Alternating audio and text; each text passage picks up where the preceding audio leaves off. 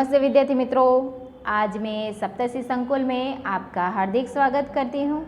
आज की हमारी हिंदी की क्लास में हम कक्षा 5 में जो हमने अगले लेक्चर में गद्य 8 भरत मिलाप देखा था, उनके कुछ प्रश्न देखेंगे और लिखेंगे। तो आप अपनी बाकी जो नोटबुक है वह निकाल के रखें और साथ में रबर पेंसिल रखिए, और जो प्रश्न यहाँ पे मैं लिखाऊंगी वह प्रश्न आप अपनी नोटबुक में लिखते जाइए।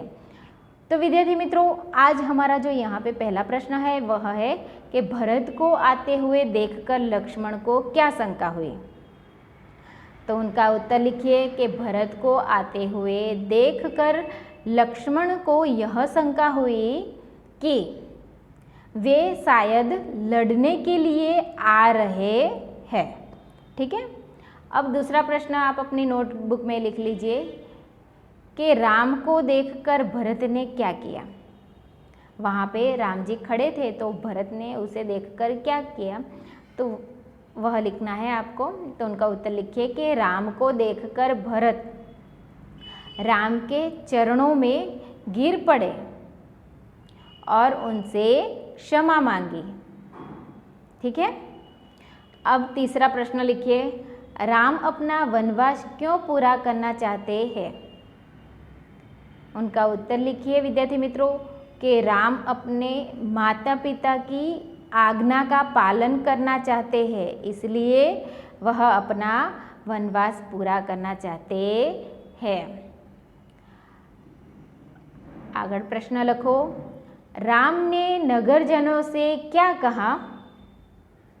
एनो उत्तर लखजो विद्यार्थी मित्रों के राम ने नगरजनों से यह कहा कि जब तक मैं वनवास पूरा करके वापस न लौटूं तब तक भरत को आप अपना राजा मानिए, यह मेरा आदेश है। ठीक है, अब आगे का प्रश्न 5 जो है वह नोटबुक में लिखिए कि भरत की जगह आप होते तो क्या करते। आपको भरत की जगह पे आपको रखना है और उनके प्रश्न का उत्तर लिखना है। तो आप भरत की जगह होते तो लिखिए कि मैं भरत की जगह होता तो राम को लेकर ही अयोध्या वापस लौटता। किसी भी प्रकार से राम को अयोध्या लौटने के लिए समझा बुझाकर उसे अयोध्या वापस लेकर आता। मैं भी राम के साथ वनवास में रहकर उनकी सेवा करता, अगर मैं राम भरत की जगह होता तो। ठीक है, इस तरह से आपको इन सारे प्रश्नों के उत्तर लिखने हैं। अब विद्यार्थी मित्रों आगे देखते हैं हम प्रश्न 2। तो यहाँ पे प्रश्न 2 में उसकी सूचना जो है वह आप पढ़िए कि कोई पेपर यहाँ चिपकाइए और दिए गए रैपर को देखकर प्रश्नों के उत्तर दीजिए। तो यहाँ पे आपको कोई पेपर यानी कि कोई रैपर जो होता है, आप बिस्कुट का होता है, फिर आप वेफर का जो होता है वह, फिर आप कहीं पे गए हो तो बस का टिकट होता है, फिर रेल का टिकट होता है, तो उसका जो रैपर होता है तो वह आपको यहाँ पे चिपकाना है, लगाना है। ठीक है, ये आपका होमवर्क है। तो यहाँ पे आपको वह चित्र जो रैपर है वह चिपकाना है। फिर उस रैपर के अंदर जो उनकी जो कीमत होती है, तो पहला तो प्रश्न आपका यह बनेगा कि यहाँ पे देखिए उस रैपर को आपने लगा लिया। ठीक है, किसी भी चीज़ का रैपर आपको लगाना है, बिस्किट का लगाओ या फिर वेफर का लगाओ या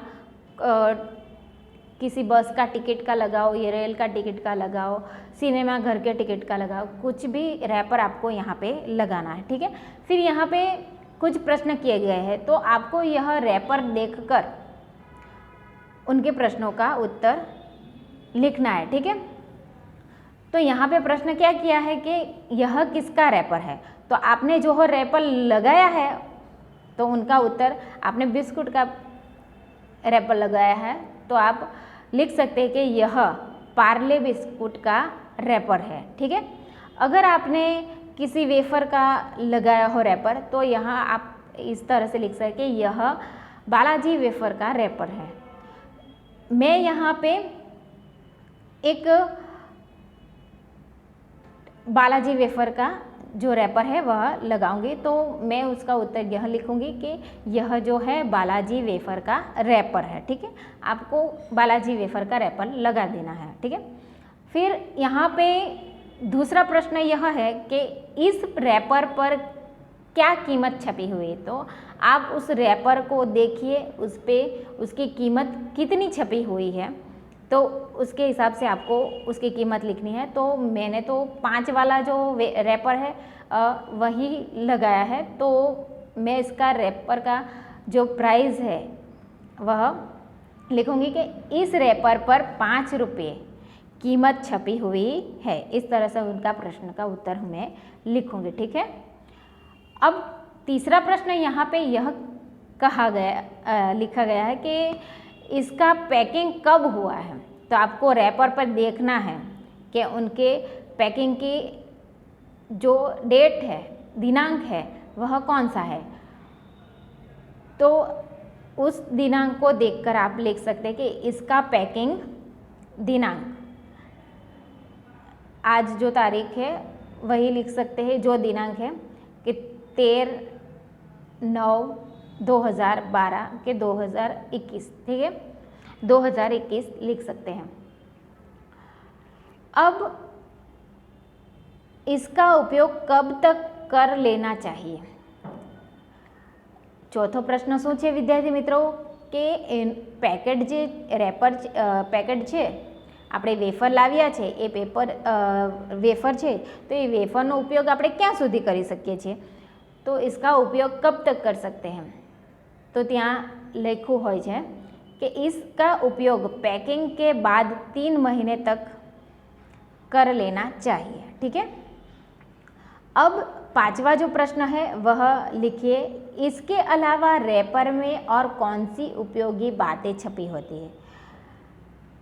इसकी कीमत छपी होती है, रैपर किसका है वह उसका लेबल होता है तो वह छपा होता है, कि किस चीज़ का है वह छपा होता है। ठीक है, फिर उस पर दिनांक छपा होता है और कब तक हम लोग उसका यूज़ कर सकते हैं वह छपा होता है।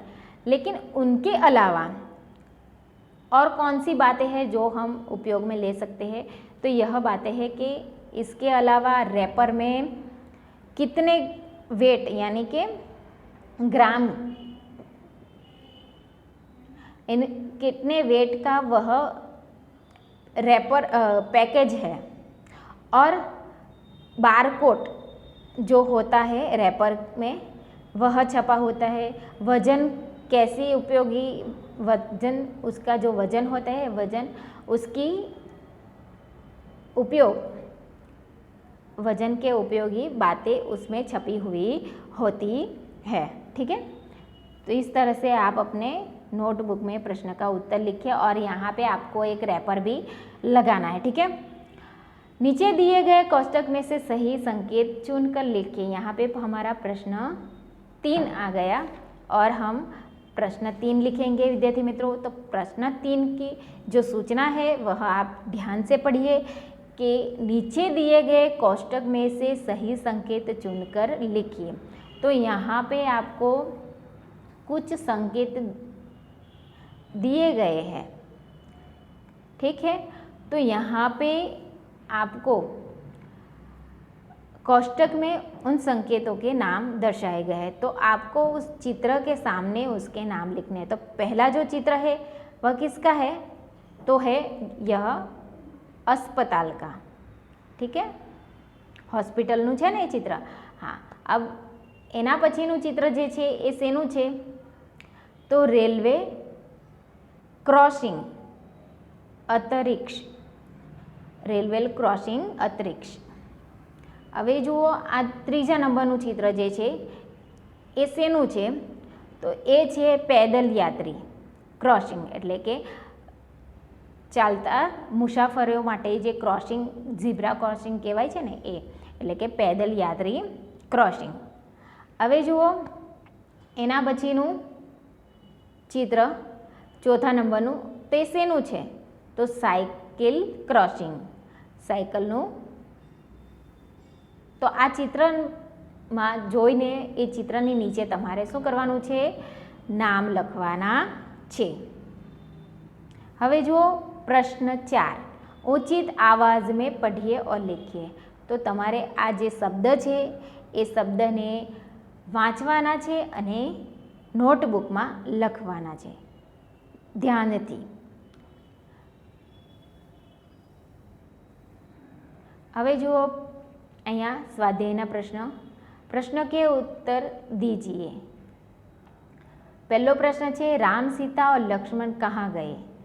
તો એનો જવાબ શું આવશે વિદ્યાર્થી મિત્રો? એ દરેકને ખબર જ છે, આપણે અહીંયા ગદ્ય જોયું જ છે એટલે બધાને ખબર જ છે કે રામ સીતા અને લક્ષ્મણ વનમાં ગયા.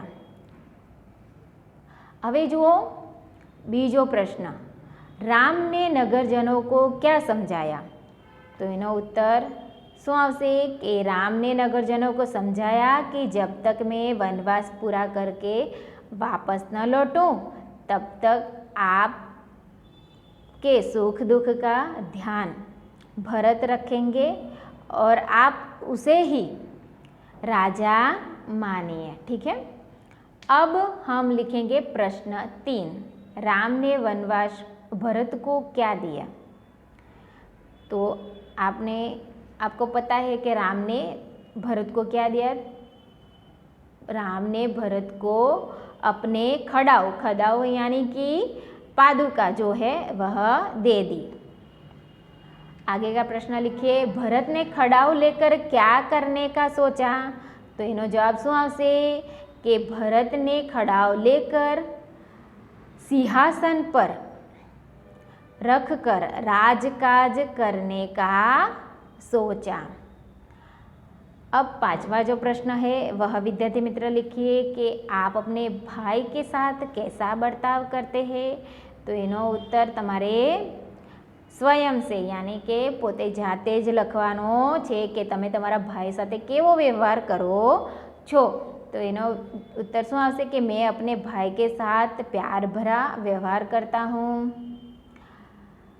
बीमारी के समय में भाई की सेवा करता हूँ. मैं सब प्रकार से भाई की मदद करता हूँ. ठीक है. તો આ પ્રશ્ન તમારે નોટબુકમાં લખવાનો છે. હવે જુઓ અહીંયા ખાલી જગ્યા આપી છે, તો બીજો પ્રશ્ન છે ખાલી જગ્યા. તો એ પ્રશ્ન આપણે નોટબુકમાં લખવાનો છે કે રોટી को देखकर बिल्ली के मुंह में क्या आ गया? मुंह में पानी. તો અહીંયા કયો શબ્દ નથી? મેં. અહીંયા ઉપર આપ્યું છે ને કે નીચે दिए गए वाक्यों में मैं या मैं लगाकर वाक्य पूर्ण कीजिए. तो मैं એટલે કયો આવશે? પહેલે જે છે મેં એ આવશે. तुझे रोटी न लेना दूंगा. रोटी लेने नहीं. तो અહીંયા કયો મ છે તે આવશે? મને બે માત્રા મેં એ છે એ બીજી ખાલી જગ્યામાં આવશે. ત્રીજી ખાલી જગ્યા છે એમાં પણ મને બે માત્રા મેં એટલે કે मैं कहती हूँ कि यह रोटी मेरी है. હવે જુઓ ચોથી ખાલી જગ્યા છે, दोनों बिल्लियों में झगड़ा हो गया. तो પહેલો મ છે એ આવશે. रोटी लेने पहले मैं झपटी थी. એટલે મેં જે છે એ બીજો છે, મને બે માત્રા મેં એ અહીંયા આવશે. તો આ બંને પ્રશ્ન તમારે શું કરવાનું છે? પાકી નોટબુકમાં લખવાના છે. હવે પછી આપણે બીજા લેક્ચરમાં મળશું. ત્યાં સુધી બાળકો જય હિન્દ, જય ભારત. અસ્તુ.